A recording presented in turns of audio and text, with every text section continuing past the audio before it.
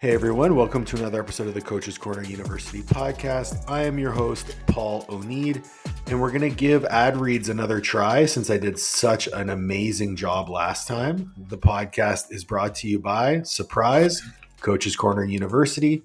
If you head to Coach's Corner University and register for our education collective, use code podcast100 and save $100 off of lifetime access to our continuing education platform.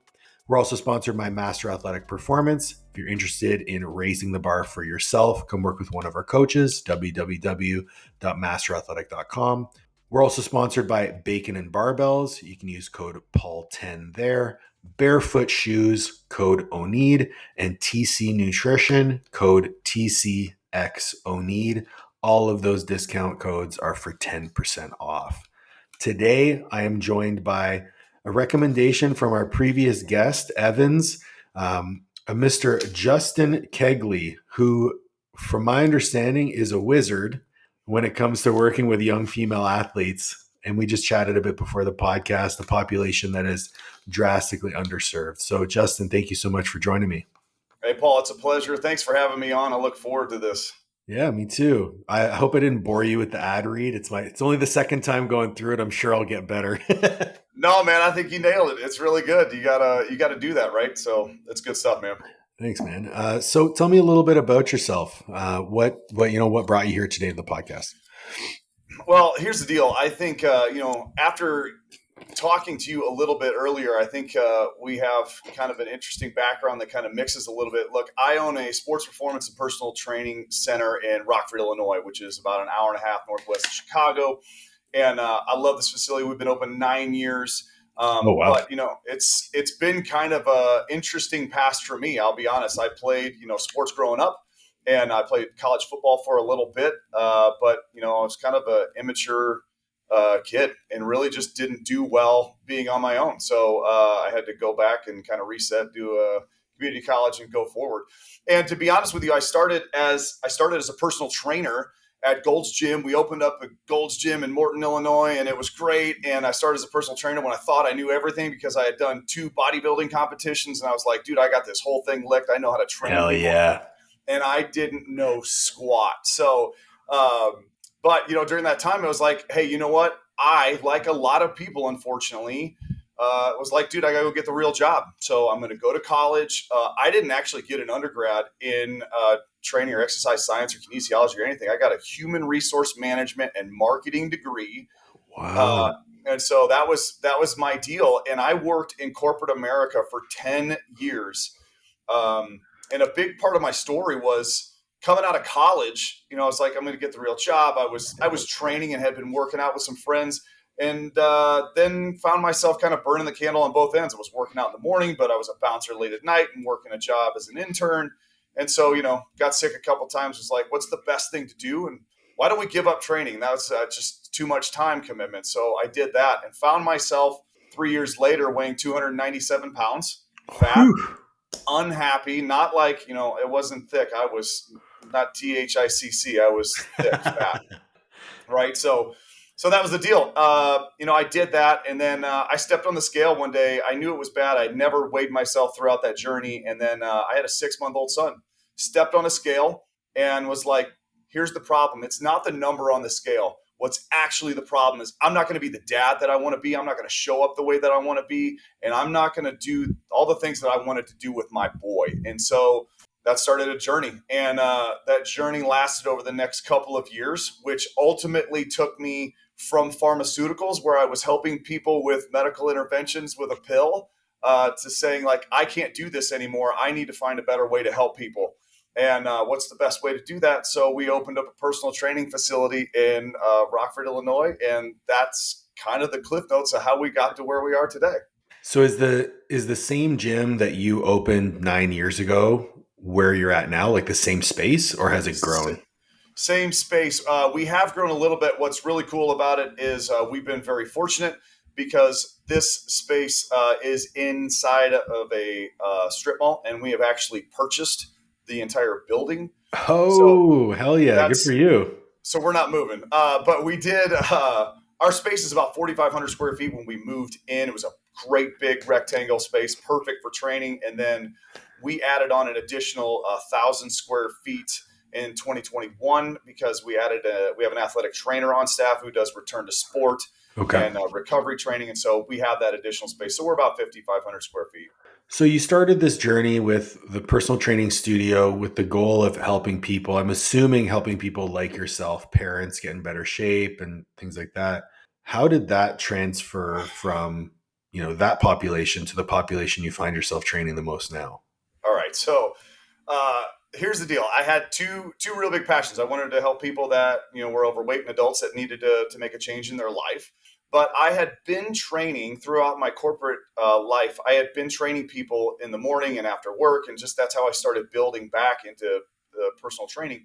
And some of the people that were training were athletes. So when we opened this place, the idea was we're going to train football and baseball players because that's who I was, and we were going to train adults. And so that's how we started. And it was like, we're going to do it. And we got the keys. We opened up the building. I turned in my 2 weeks. We had, lost all the benefits and all the things, all the great stuff on my birthday, put in my 2 weeks on my birthday. So that was fun. Nice. Also got the keys to my building that same day. And it was great. So we were like, here's the deal. We're going to do that. That was in July. Well, by the time we got everything built out and I was training some clients here that I'd kind of brought over and we finished it. And what I had a whole bunch of adults, but I had not one athlete. And so the problem was it's mid to late August and football's in season, dude. They are moving. Yeah. So even if I wanted to, like, they're not coming in because they're completely in with their teams. Right. And so I was like, oh crap, what are we going to do? And so I got a call from a friend of mine who's a physical therapist. He recommended, he's like, hey, I've got an athlete for you. And I'm like, all ears, dude, perked up, ready to go. And he's like, 14-year-old soccer player. I'm like, okay, I don't really know much about soccer, but here we go. Okay. She is 4 months off of an ACL tear. She is 5'5", and she has one goal. She wants to be a D1 soccer player. Oh, she's a goalkeeper. Did I say that? Yeah. 5'5". Good. Awesome. Looking forward to this. So anyway, that's an uphill battle. 5'5" goalkeeper.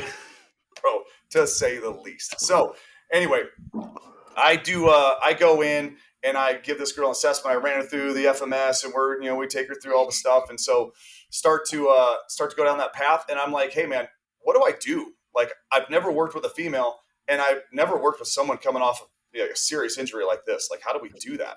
Right. And he's like, look, here's the deal. I had gotten throughout my journey in corporate America, I'd gotten my CSCS, and I also became a certified functional strength coach through Mike Boyle. Okay. And I did the Exos XPS certification. So like I had gone through a bunch of training. Right? That's a ton. Yeah. Yeah. So I'm ready to go, but I'm also like nervous, right? Because this is like, all right, this is someone's kid that's got big dreams and wants to achieve big things, right? And he's like, just do what you know, let pain be your guide. And, walk through that. If it starts to hurt, we back it down, we regress, whatever. If it doesn't, we progress and over time. So I'm like, okay, great. So I had no other clients in the athlete realm. So it's like, I have nothing to do but research this stuff and then make sure I'm applying it. And then she and I just kind of grew together. And to be honest, that girl taught me so much. Yeah. What I love about that story, just to fast forward a bit, is she and I mean, she's like a daughter to me to this day. She is the backup goalkeeper for the Houston Dash. So not only did she make it to D1 and played for the University of Wisconsin, was an all-conference player for the University of Wisconsin. She signed with the Houston Dash. She's been their backup goalkeeper for this year.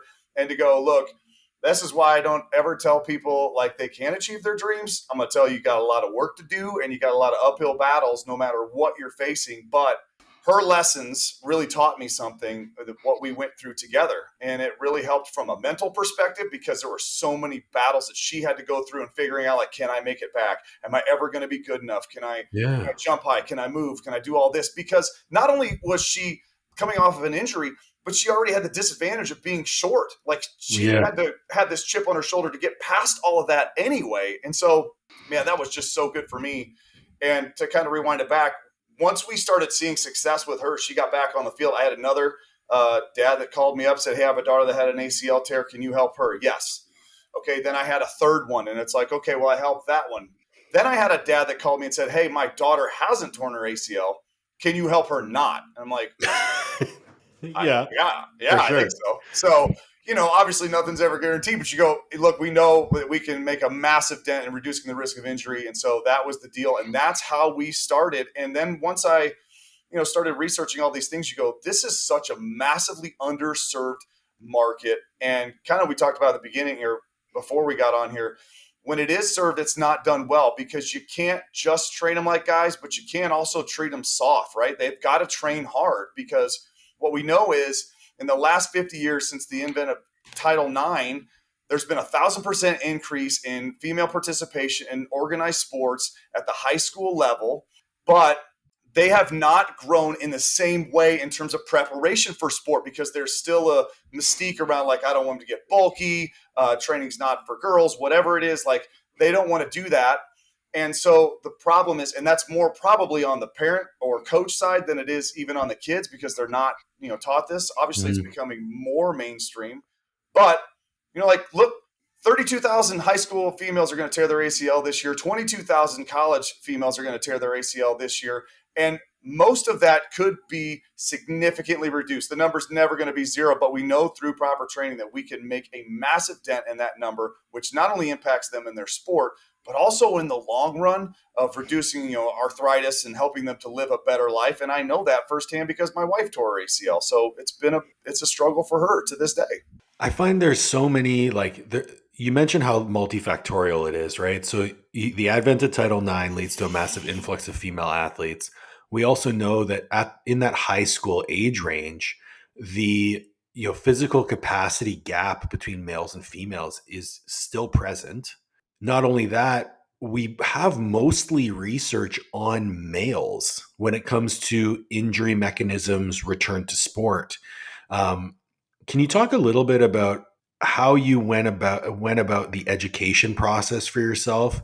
Because when I know for myself, whenever I'm brought a new case or a new demographic or even a new issue that someone needs to help solve, I take it upon myself to learn as much as I can about that. What was that process like for you? For sure. So we dug into the research, and Dr. Timothy Hewitt is a huge resource in the realm of training female athletes and reducing ACL injuries. And so he was someone that I looked to a lot and in helping to understand the mechanisms and then helping to return to sport afterwards. But I think when we look at this, you go, okay, number one, females have a smaller ACL than males. So there's some physiological differeces that we can't account for. They have smaller ACLs. Their intercondylar notch is smaller than males. There's hormonal differences, obviously. There's joint laxity after puberty that males don't have. So there's an issue with that. And then you turn in all the factors from playing surfaces to cold weather, hot weather, turf, grass, all of that. Nutrition. Nutrition, sleep, all Yeah. of the things. And you go like, okay, so let's take all the stuff that you bucket and go, we can't control that. I can't control their ACL size. I can't control their intercondylar notch. I can't control their Q angle. That's another one to go like your hips are wider than a male's, which generally puts you more in a valgus position. So we can't control those things. But what we do know is this, that we can help them to get stronger, right? Number Right. one. And that's literally the first step for any female athlete. And a big priority is going, all right, let's strength train, but specifically let's do more single leg work. They still do bilateral work, but unilateral is obviously going to, number one, it's a translator to sport anyway. For And sure. number two, it's going to help them, allow them to see differences, right to left and understand what that looks like. So we know that if there is an issue, we need to make sure that we're correcting before we start progressing, rather than in a bilateral sense. We can compensate for that one way or the other. Mm-hmm. So that's really the deal there. And then training for progressive plyometrics, right? So we want to be able to apply force, but then we have to do it quickly. And then there's so many factors, right? So deceleration is a big one for us. We're making sure that we can stop, that we can land from a jump, and that we can also get our athletes to change direction effectively. If we can do those three things, in addition to building their strength, we're going to go a long way in making sure, because research tells us that we can reduce risk of ACL injury in female athletes by 71% if we're able to check all those boxes. And so if we can do that, man, that's massive. And you take those numbers and you go, that's a huge, huge opportunity. And sorry, it goes back to this. You talked about like high school age. Currently, a study done in 2022, 50% of male high school athletes are required to strength train in some form or fashion by their varsity coach. That number in 2022 is still 9% for female athletes. So Shut up. yeah, Really? yeah. So we haven't even scratched the surface of making sure that we're doing this appropriately for female athletes. That is systemic sexism, and I will not stand for it on this podcast. Yeah, but they're also not told this. And I mean, you look around and you go, okay, there are some elite clubs throughout the country that have adopted training for their athletes. Okay, so Mhm. soccer clubs, volleyball clubs, things like that, and that's great. But it still hasn't gotten down into the mainstream level, and just someone that wants to play. Maybe they don't want to go to college, but maybe they just want to play high school sports and have fun with their friends, right? Like Yeah, still being able. This is obviously I'm biased, but I think weight training is going to eventually lead them to a better life. Period. 100%. But it's going to help them be a better athlete. And then you look from the go from high school setting to the collegiate setting, and the problem is there. A couple years ago there was an outcry when the NCAA tournament, and they show the men, and they have these big massive facilities for training, I right? And then remember. they Yeah, yeah, yeah. and then they show the females, and it's like dinky dumbbells and just a couple things, right? So they had to like make this big correction. Well, that's fantastic. But let's step back one step further and go look at what's happening for female athletes in particular. Big time sports in college, they have high level trainers, and I'm strength coaches, all that. And I'm not poo pooing who's training female athletes at the collegiate level. So please hear me say that. But what I do know is this: is that they're requiring their people to come in and to have a master's level degree, to work 60 to 80 hours a week, to be dedicated to these people, and they're going to pay them between $30,000 and $34,000 a year. So at some point, they're going to wake up and go, why the hell would I do this when I could literally go to McDonald's and make more money per hour? So, Justin, what you might not know is that I was a collegiate strength coach, making $30,000 to $50,000 with two master's degrees, and I left to go do something else. So I hear you. Yeah, I worked at the University of South Florida with their women's soccer team. I was an assistant there, and then at Robert Morris University, and then at the University of Tampa. So I'm fully versed in obviously the cognitive dissonance that we're seeing with regards to the expectations and the compensations. And I think you hit on a number of really, really important things when it comes to like looking at the big picture of what's going on. That 9% number blew me away, especially when we are trying to push more women towards strength training for sport. But not only that, but when I look at, people shit on CrossFit all the time, but when you look at the number of women who picked up a barbell and started strength training, it has exploded with the proliferation of CrossFit.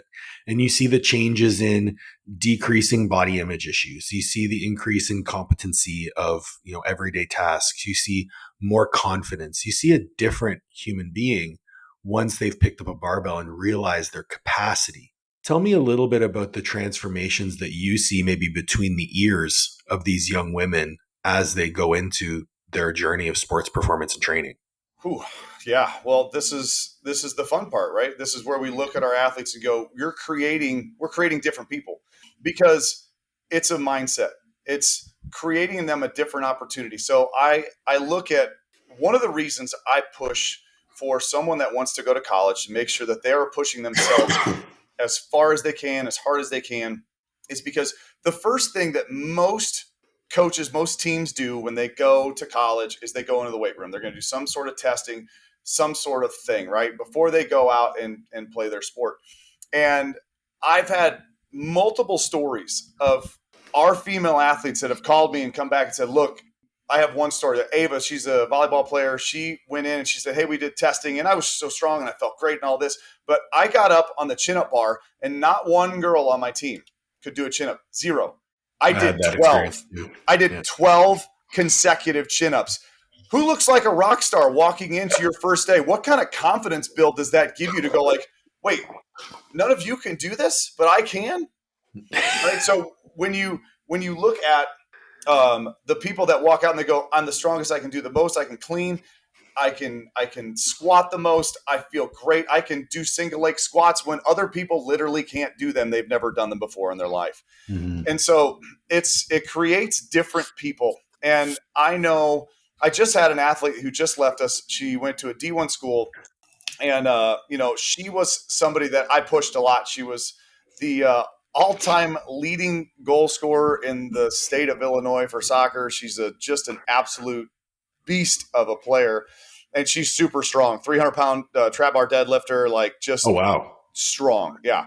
And so she, but creating somebody different, you go like, this is a girl that I pushed, and there were times where it's like, look, come on, we gotta go, we gotta push, right? 2 weeks ago, she messaged me. She said, hey, here's the deal. We're lifting twice a week, once a recovery day. I'm losing muscle, and I don't like that. That's not the way I'm going to play my best. I need some extra help. Can you help me with workouts? Because I need to get some more done throughout the course. Mm-hmm. And I'm like, that's a different person. That's a different person than walked out of here 12 weeks ago, 6 weeks ago, whatever it was. And you're going like, now she's going, I know what I need to look like. I know what I need to feel like. And that's not it. And so I love the transformation and the confidence that it gives to our athletes when they can do, especially on the female side, they go, look, push-ups, chin-ups, those are things that we push because you go, how, like there are so many that can't do that. And when you can do that, it provides a confidence level that you can't get from anything else. One thing that I noticed when training, teams of females versus males is the competitiveness between the women is something that you almost can't even put into words, but it's a competitiveness where you see everyone get behind one another because they want to raise that bar. Do you mostly train one-on-one or will you train teams as well? We don't do much with teams where we're at here. What we do is we'll do small groups, and I also do one-on-one training. So, but what's cool is in those group formats, what's cool for me is we're bringing kids from all different schools, different clubs. They're coming together and people that will eventually be competitors against each other. Right. But when they walk in here, our goal has always been to go like, hey, this is a team. This is a place where you're going to come. It's a safe place. Like, nobody's out to get each other here. So then it turns into that where it's like, look, I'm doing this. You can do that too. Like, let's push it. Let's challenge. We keep a board. The thing that we track most in our facility is speed and vertical jump numbers, right? Like we track our weights and all that kind of stuff. But we have a board that literally tracks flying 10 times and our vertical jumps, right? And it's a fun, competitive environment when people walk in and go, oh, she jumped 26. I'm gonna try to beat that, right? And so you see them, but also for the young kids coming up to go like, wait a second, she can jump 26 inches? And you're like, yeah. She's like, I'll never get there. And like, well, she was where you are when she walked in the door too, so you can get there. You just have to believe it and put in enough time and effort. I'm curious to know, like, and I'm going to ask this question, and I don't want it to come off like in any way other than the way it's asked. Sure. Because when I'm coaching male teams versus when I'm coaching female teams, there is a bit of a difference in the way you approach the mentality of the athlete. Absolutely. And you actually hit on it at the beginning of our conversation. You don't want to coach them soft. What are maybe some considerations that you make from a mentality perspective in coaching a female athlete that may be a little bit different than a male athlete? One of the things that I have found is coaching female athletes has made me a better communicator because they want to have a conversation. They don't just want to, like, I have guys that come in and I can literally look at them and be like, hey, do this, do that, put on more weight, take off weight, whatever, right? And it's like commands and they know like I'm on their team and I'm helping them, but there's not a whole lot. Like we still communicate, I still talk to them, right? And we know what's going on in their lives, but there's a different level. Female athletes, they want to be a part of the conversation. They want to understand most of the time. They ask questions. I have to be able to, I'm 6'2", 250 pounds, right? So I can be intimidating for a lot of people. So I need to find a way to bring that barrier down to them, to somebody who's 14, 15, 16, to go like, look, I'm not a monster here. I'm here to help you. And I have a plethora of experience and expertise to help you to get to where you want to go. But just having conversations with them and, challenging them differently, getting them, to understand like, hey, here's what we need to do. Like, guys, if I'm like, hey guys, we're going to deadlift today, they're like, great, put 315 on the bar. I'm like, buddy, you can't even pick up 275. Okay. Like, stop trying to do that. Right. The reason why training female athletes has become so, it's something I love to do, is because they listen and they get results, and they will continue to do what I ask of them because I'm showing them that they can, but we do it in increments that are actually sustainable over time. So rather than like some guy, most of the time guys are like, they don't go up unless it's 25 or 45 pounds, right? Like right? That's it. That's it. But females don't think that way. They're like, what's the next thing up? And it's like, okay, sometimes I gotta be like, look, the 2.5's great, but we're going 5'10", we're going more, right? Like you Right. can do more of that. But they progress better over time because they have less of an ego and hubris, and they're willing to listen to what we have to say.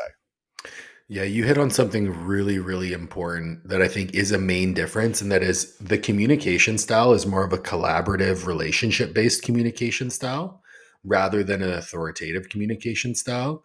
I've found personally that women in general just don't respond to that sort of kind of unilateral alpha authority figure. Correct. They want to be part of the process. And I feel like in general, that old adage of they don't care how much you know unless they know how much you care is so, so true. Absolutely. And I will tell you, working with so many middle school and high school, athletes now, the funny thing is we laugh a lot because we're trying to make it a welcoming, fun environment. Yeah. For them. I also say a lot of stupid things like slay and, dumb things, that whatever the terms and phrases of the day. Do you keep up with the slang? Some. I very like enough that they look at me and they're like, that's awful. Don't say that again. I never feel older than when I'm speaking to one of my like 20-year-old lifters. I'm like, what did you just say? No cap? What does that mean? No cap. Yesterday I have a swimmer, and she's committed to University of Wisconsin, and she's great. And I put on 10 pounds more than we had last week in her front squat. And so I'm like, I put it on, and she looked over at me and she looked back and she goes, mega sus. And I'm like, I'm sorry, what? She's like, mega sus. And I'm like, well, I know what sus is, but mega. So that's like, we're just mega, like big. Okay, I got it. Mega sus. All right. You ask for that clarification because you're like, okay, I think I know what we're saying, but let's do it. So, so we do that. And then, I have an 18-year-old son who's a part of that group. He's a senior in high school. And so we have a bunch of kids that train at 6:15 in the morning. And he's like, Dad, don't please just stop. And I'm like, you know what? The girls just laugh at me. They're like, oh my gosh, whatever. But the guys are like, dude, come on, bro. And I'm like, hey, you got to keep up with it. Got to keep up. Let's chat a little bit about maybe some of the barriers that are unique to female athletes that come up. We talked about a little bit about the barrier of availability, maybe being encouraged to weight train. I'm thinking more so on the side of disordered eating habits, exercise addiction, that sort of thing. Is that something that you do run into in your practice? And if so, how do you account for it? Yeah, every once in a while where we're at. I think the challenge is you have to be careful when we're talking about body composition. We have to be careful when we're talking about like, look, obviously we know that it's easier to run faster and to do more chin-ups and push-ups and things like that when you have less body mass. When your body fat is lower and we're increasing our skeletal muscle mass and things like that. So it's a challenging conversation because what we don't want to do is create something in their heads where they're like, oh, well, he said I need to lose weight, or obviously that means I'm fat, or whatever it is. We have an in-body machine in our facility. I'm like, we don't allow our athletes to get on it because I don't want to create something where they look down at a piece of paper and they're like, oh my gosh, it says I'm 22% body fat, you know?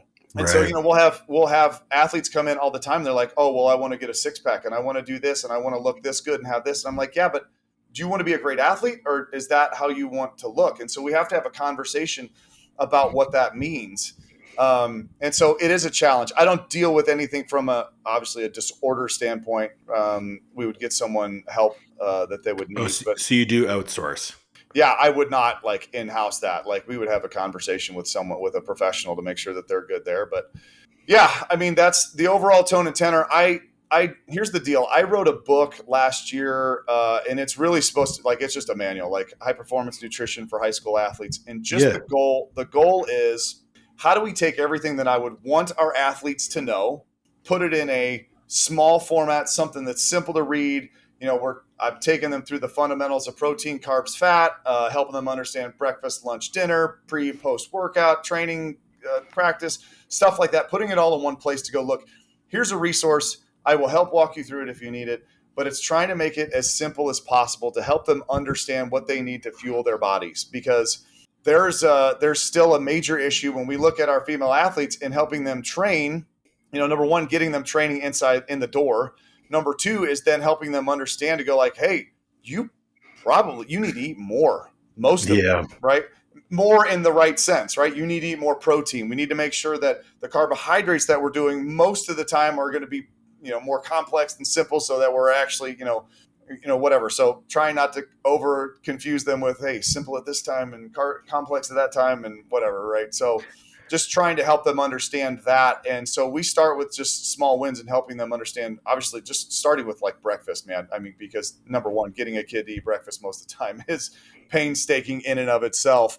But that whole book, to go back, was just actually, it started as a journey.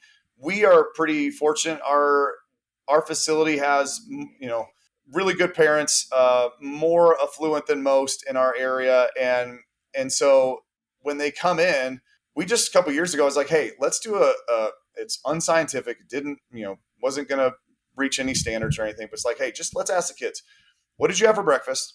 If you came in and trained before 10 o'clock, did you have 10 ounces of water before you trained? If you came from another practice, did you eat anything before that? Right.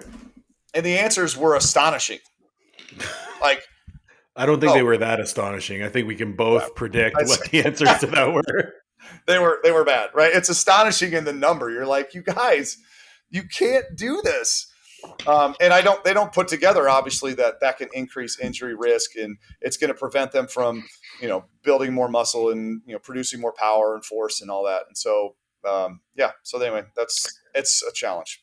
Yeah, it is a very unique challenge because as coaches, we need measurables, right? We Correct. need to be able to have data to lean on and say, hey, these are the improvements that we made. And some of that data needs to be body weight, body composition, whether you're using circumferences or, Sure. I think most facilities are trending away from, caliper tests and that sort of thing and going more towards in bodies or even bod pods if they have access to it. But I think a lot of it stems on education. I think educating the athlete on these are just data points. They're not an indicator of self-worth. They're also not an indicator of your capability on the field, and trying to create a detachment from those measurables, because I saw it many, many times, especially at the college level where, your scholarship is contingent on you hitting certain numbers, your playing time is contingent on you hitting certain numbers. That's when I found I saw a lot more of those, especially the disordered addictions to exercise. I have to do more and more and more and more and more because my numbers need to get from here to here. And I think managing that with not necessarily counseling, but that education piece. The fact that you wrote a book, I think is phenomenal. And if it's a resource that I'm sure you hand out to the kids as they walk in the door, like, here's what you need. Because at the end of the day, you have maybe 3 or 4 hours with them a week. What are they doing with the other 23 hours of the day that are probably going to be just as impactful or more impactful to their overall results from the work that you're doing? Absolutely. Um, so as you are working with these athletes, you mentioned like from middle school, high school, all the way to college. What are maybe some things that you look to progress or improve upon specific for those females that are moving on? I'm sure it's sport specific, but maybe broad strokes. Yeah, well, that's broad strokes. I believe is probably more effective overall for most athletes. I mean, obviously, there's a handful of things that you're going to do that's more sport specific potentially, but I look number one in speed. Right. So one of the things that we work on, we're sprinting multiple times a week because Okay. we know that that is obviously it's the ultimate plyometric.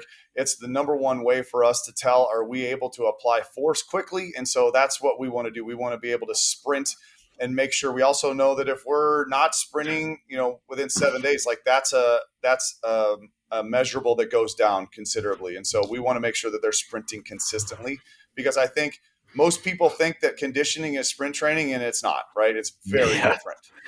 So sprinting number one. Number two is progressive plyometrics because I want to be able to see can they from a single leg hopping perspective, medial and lateral diagonal hops. We want to make sure that they are continually progressing over time.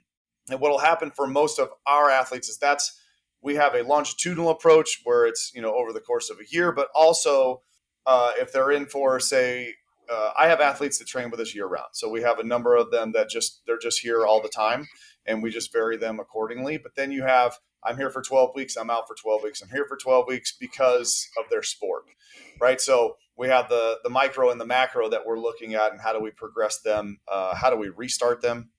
So we're looking at progressive plyometrics over time. And then overall is strength. And I put a heavy emphasis on single leg training. So single leg squats, single leg deadlifts, single leg RDLs, whatever you want to call them. Mhm. But also we front squat and we trap our deadlift. Trap our deadlift's a big one for me because I think it's great. Obviously, it's a way easier way to teach the deadlift The and hinge pattern. Yeah. yeah, the hinge pattern. But also it gets squat in there too, depending on how high your bar, all that kind of stuff. But I think it's a great and it's an easy way for us to get it. And it's I found it's less um, female athletes in particular just look at it, it's like, oh, it's less intimidating than a barbell Oh, potentially fair. for some Yeah. of Yeah. that. Right. So they go, oh, I just have to grab this and stand up. You're like, yeah, okay, great. So, and mechanical advantages, all that stuff. Are you We put, track? Sorry to interrupt. As you mentioned, the athletes that come in acutely versus chronically, and then you're also dealing with in season versus off season. Are you doing any sort of preparedness tracking or assessment, like HRV, resting heart rate, or even like grip testing prior to training? we have not, we have done it in the past. And the hard part is because the cyclical nature of some of our athletes and where we're at, it's a challenge to continually go that. Like Right. there's also adherence stuff and getting people. We went through a series where it was like, hey, everybody, we did my zone training. And I've had people Okay. that I use Whoop and which I love. And I think that's my preferred thing. But then you're putting it on a 16, 15-year-old person. So, then you have to trust that they're wearing it and tracking and understanding all of why it's important. So, like, So, are they getting addicted to it? Are they? Yeah. Yeah, for so, sure. so that becomes the challenge. And then you go, oh, also that costs more money. So just pay that out. So I have people that do that from a one-on-one perspective. I've had more of them that will do that and I will track that and see what that looks like over time. But, in general, we're building out, I'm looking at, we have our program structured out and then we make adjustments based off of where they're at in season, out of season. And then using everything, like part of the reason when we look at speed and vertical jump, like we do that at the beginning, obviously, of every session. But I also know that if their times are off, if they're more than 10% off, we're Mm. probably in a state of like, man, I am tired, I am beat up, I am whatever it is. And I know that going forward for the rest of that session, my job may not be to push, obviously, for them to get maximize whatever it is. It may become more of a recovery day for them. And so Mhm. then we start to go down that path. So being able to have those things up top, you can see it in their warm up. How are they moving? Obviously in conversation. But then when we test those numbers and you're like, hey, what's up? And you're like, I had a game last night. I didn't get home till 11 and I got up, and I only had 5 hours of sleep. Okay, great. We're going to have a different workout today. What tech are you using to track those metrics? Like, do you guys use an app that you can easily compare performances week to week, or like is it just a spreadsheet? How do you go about doing that like in session? Yeah, so we use so we track everything. We use a jump mat for our vertical jump testing, and then we use the dasher system for our speed. And so then we just track it. Everything's in our booklet, and so we have it. It's out on the floor every time, and so we know where people are, and we track them over time. So I can tell you, like we know where our people are, and so if they're off, then we know what to do. So I was chatting with a friend of mine, Matt Nickel, the other day, because he's started using a lot of measurables from a company called Vald, and Vald has a ton of. You familiar with them? I am Yeah. So very I just got a pair of their BFR cuffs okay. because I'm for my recovery from my surgery, Yeah. and my actually one of my best friends is the Canadian sales rep. But I was Okay. talking to Matt about Vald and about some of the devices that they're using, and he's gotten to the point where he's trained so many athletes that he almost has protocols for like, okay, if your data set says this, Mm. we do this. Are you to the point now with the volume of athletes that you're training? When you look at an athlete's initial assessment, you look at their speed, their your progressive plyometrics, all that stuff. Do you have kind of set protocols for, okay, this is where you're at. I know you need to get to this for your sport. This is the trajectory that we're going to go down, or is it like very much a one-off kind of thing? So it depends on the level of athlete, right? Like we have our younger level athletes, we're literally trying to get them just to build the foundation, right? So we're building that up over time. And so that's pretty static over time what they're going to do. But when we get into the upper levels and people that are competing in, club and then high school sport, and they're alternating that over time, then we're going to start making some changes. And so I know based off of the 9 years that I've had, like, look, here's the things that I'm going to do, right? We're going to take you off of this and we're going to put you onto this. Or we're going to reduce, whatever that looks like. We're going to drop, we're going to, potentially go heavier, but we're going to drop reps. We're going to, lighten it up. I'm not a huge fan of lightening up too much and, adding in reps because My I don't man. know that does that, right? But anyway, so we may change. It could be a change in exercise, could be change in overall protocol for the day, could be swapping something out completely. But The reason I ask is because I'm going to assume, and I could be completely wrong in my assumption, that you're not the only coach at your facility. correct. How do you scale the one-on-one attention that you're able to give an athlete versus one of your assistant coaches? Whew, yeah. Well, I have one coach who's been with me for 5 years, so he can run Basically, mini you. Yeah. it. Yeah. And then I have another coach who's been with us a year, and so the challenge is I have to create. We go through so much time coaching, so we're doing 2 hours a week of our team meeting and coaching and going through those protocols, and then I spend individual time with everybody there, and then obviously I'm auditing and assessing sessions throughout the course of uh, of the week.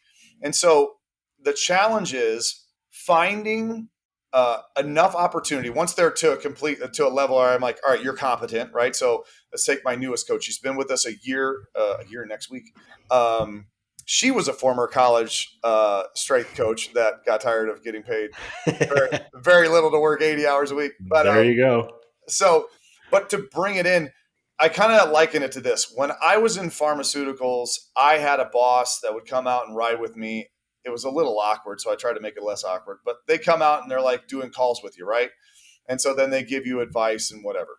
So I have to give her enough rope once I feel like she's competent enough to give her enough rope to go, all right, I see where you're at, and here's what we're going to do in this. Because number one, it allows her to run a session and to see it for herself because I can tell her everything, right? I mean, we've seen it. The challenge is sometimes I can tell them things, and until you see it, it's like, oh, that's what he was talking about. And Mm-hmm. so I need her to be able to experience it. And so we're also close enough in terms of our facility and when I'm around that we know, like, hey, we can hear it. I can hear her. I can hear and understand what's going on. And then she and I will have a conversation later because I want her to build confidence in herself. I want her to also understand what she doesn't know. So she will come and ask questions because that's part of the learning process as well. So I'm hiring for good people that have character. I'm hiring for people that have an awareness and understanding.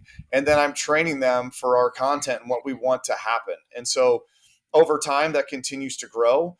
But I need her to be able to understand and learn as well, but keep it safe enough to go, all right, I know our kids aren't going to get hurt. I know they're going to be in a safe scenario. I know they're going to get the training that I want them to get. But I also, if I'm micromanage her, I'm not going to have an employee because she's going to be like, dude, I'm out. I will go. I'm not down for this. 100%.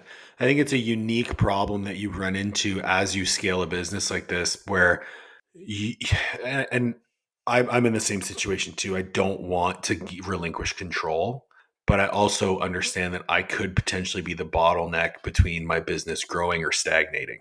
Was Yeah. that hard for you? Yeah, it is. And you know what? I ran through a lot of really good people that could have potentially been with us longer term because I wasn't good at it. And so the challenge comes back to going like, I have to do a better job of making sure I'm instructing, I'm clearly communicating the expectation and what I want them to happen. But I also know that if I want to have more impact than what I can do with these two hands, I have to trust other people to be able to take the message out and do it. And so, does that mean that Susie in the 4:30 session today is not going to get everything that I would want her to get? Potentially, but what I also know is Susie may not want to train with Justin. She may Mm. not. She may not like this guy coming through, even though I try to soften myself up, even though, I'm trying to give her the best, to have a conversation. She may be like, you are a giant ogre and I am afraid. Right. And, and Lauren's a female. And so she's like, look, I may be more, gravitating that way. So that's the rub too, because we know I have numerous coaches and you go like, they can touch people and do things metaphorically, and Yep. but they can do things in a way that potentially I can't. And so you go, okay, now the message and the stuff that I want to get done is getting done to someone that might not want to do it with me. And so it's a win. So what you have to trade off and control ultimately comes out in a win in the fact that I could reach somebody that I wouldn't be able to personally do. That for me, unlocking that headspace for me was really important in building our business, because we have 7 coaches now. Yeah. And I made sure, and it was first made obvious to me when my wife came to work with me. Phenomenal coach. We have the same philosophy on coaching, but the way that she can impact someone is completely different simply by who she is. Right. And I think that if she can do that and the overarching principles and values of our company remain intact, we're having that impact. I'm having that impact as kind of I guess at this point, I'm the grandfather of the company. Not, I still have all my hair. It's turning gray, but it's getting there. Yeah, Yeah, me I too. love that. I think, yeah, you can see. I love that. And I think it's an important message for people to hear. Another thing that I love asking, especially when I find out that my guest has built a business, but also has a family. How have you found being a father, being a partner has either changed or, I guess, yeah, changed would be the right word, your approach to business? Okay, so my wife also works for us, not for me, Awesome. for us. For us. She, Yeah. early on, she got certified as a certified functional strength coach. She is not. My wife's name's Teresa. She is not she's not a fitness guru. Like, that's not her realm. What she is she's a people guru. She Mm. loves people. She loves challenges. She loves problems. She loves helping people and greeting people and doing all the stuff and taking care of them. And so that's really great. So number one, she's a part of it. And so what is interesting about our lives? We also have 3 boys. So I have an 18-year-old, Oh, a wow. 14-year-old, and a soon to be 13-year-old. So we have Very messy, loud house. we it's a frat house. So that's what she likes to call it. But she wouldn't trade it for anything because she gets to wear the crown and she's the only queen in the house. So Love it. so the challenge is, people will say, hey, leave work at home or leave work at work and go home and do home things and all of that. And we tried that. And the problem is the conversations that we're having. Number one, it's nice because she's here. So there's not much that happens here that she doesn't know about. So we get to talk about those things, and we're talking about, scenarios and training and all kinds of stuff. So number one, I'm not filling her in on my day when I go home for the most part. Right. So that's unique. But sitting around the dinner table, like, this is our business and this is our life. This is what feeds our family, and this is what helps us to do all the things that we do.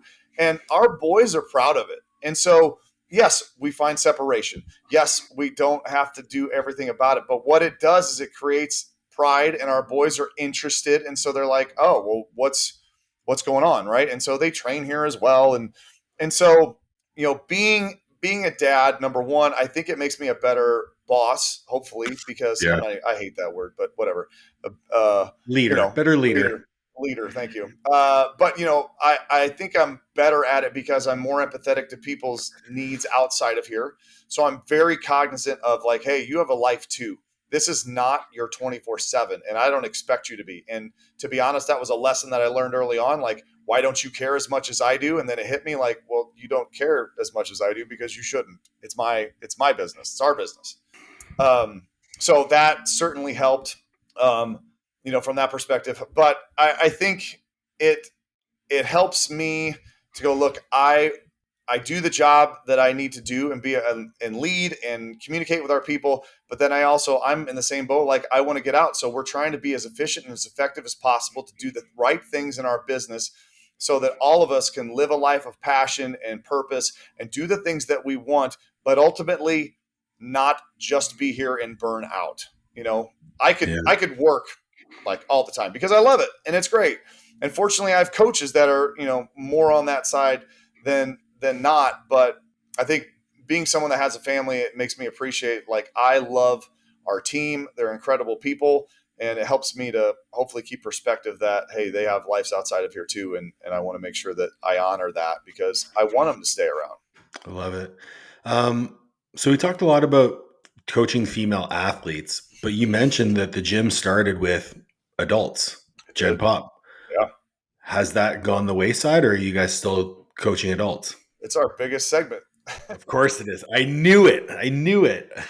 Tell me about it. Yeah. All right. So this has changed over time. And so business owner hat, right? You go, all right. I'm fortunate enough. Evans and I are in a group called the Iron Circle. It's led by Tim Lyons. And so he's a great dude. And so part of this is going like, okay, I want to be able to make sure that we can make the impact inside these four walls and out that we want to have and do all those things.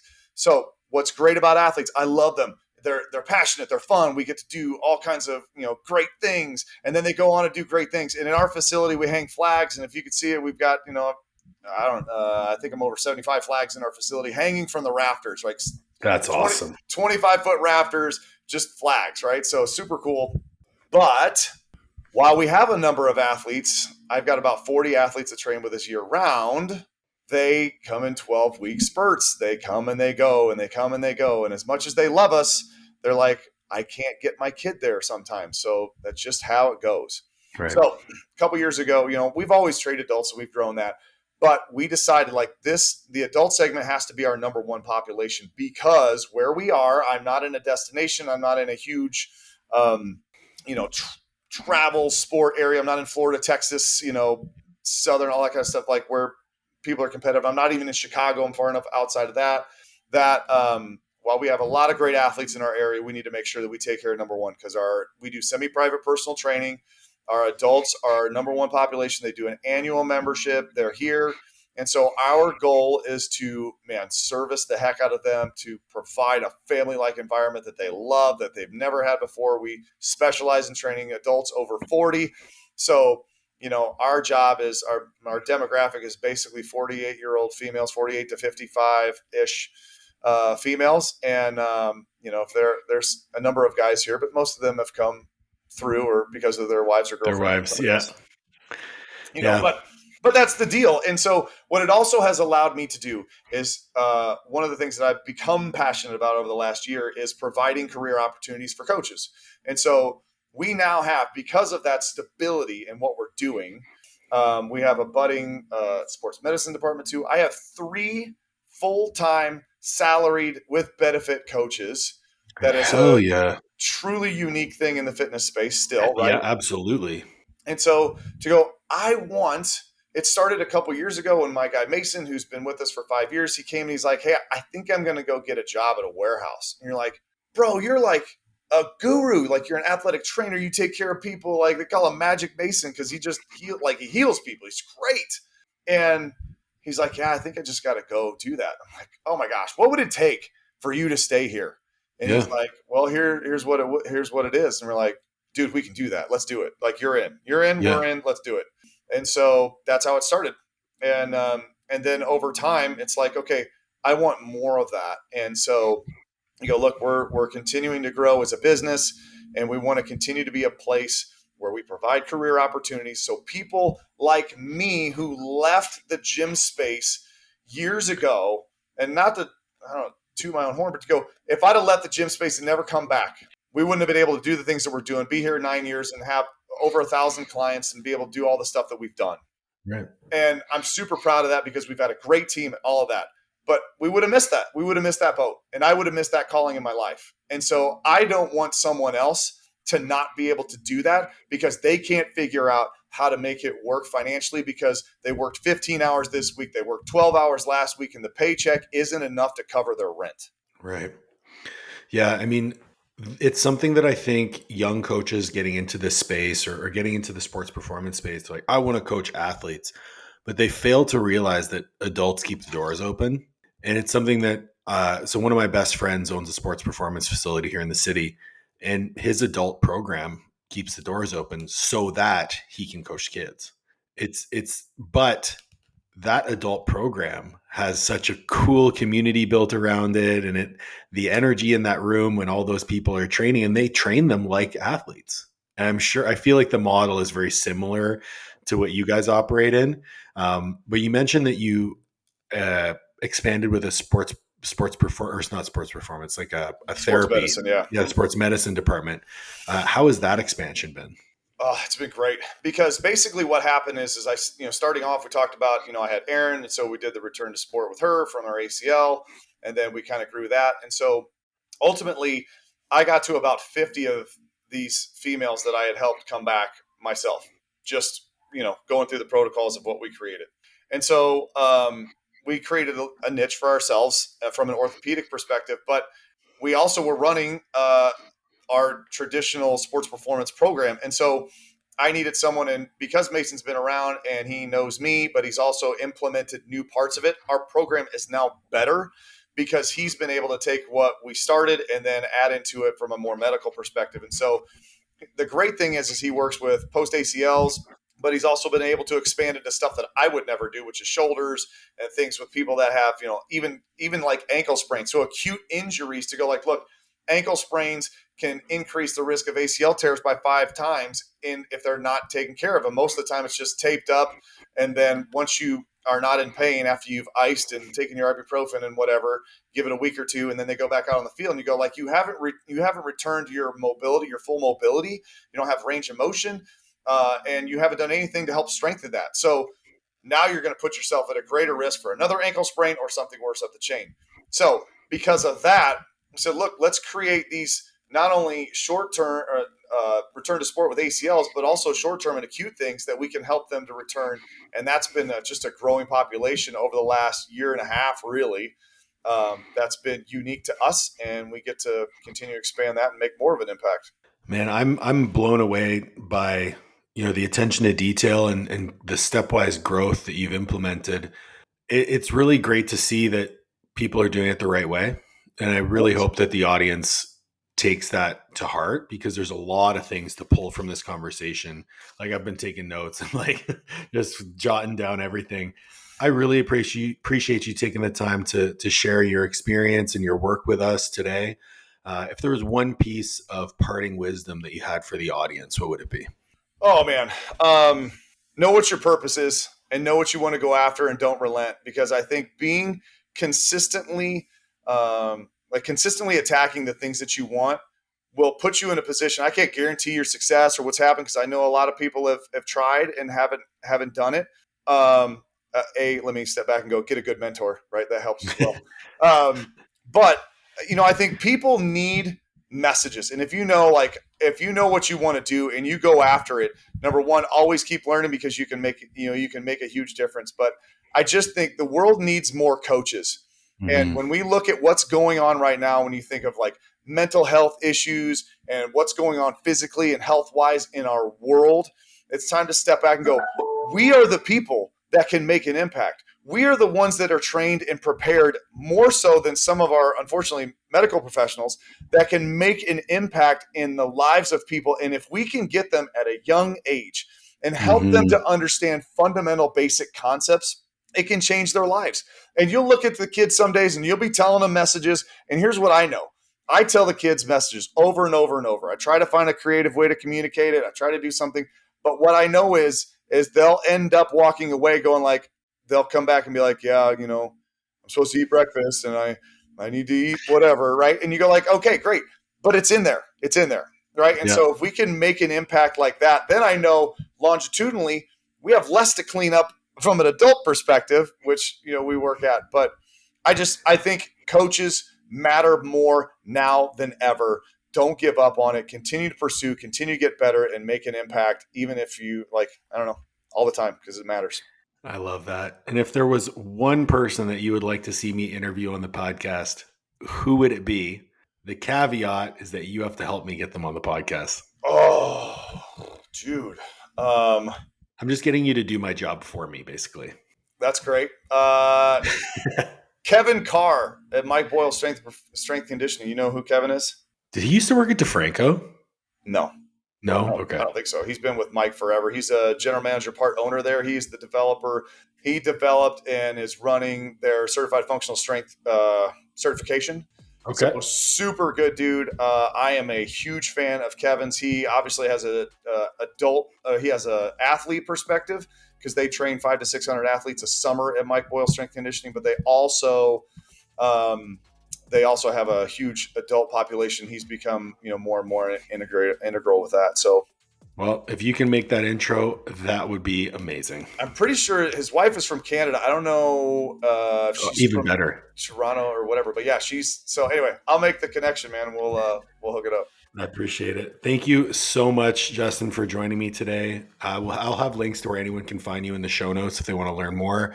And did you send me a link to your book? Because I would like to put that in the show notes. I didn't, but I can. Okay, I'll ask about your book. Awesome. Thank you, everyone, for joining us. Please make sure to like, share, subscribe, and ring the bell for notifications. And we'll catch you on the next one.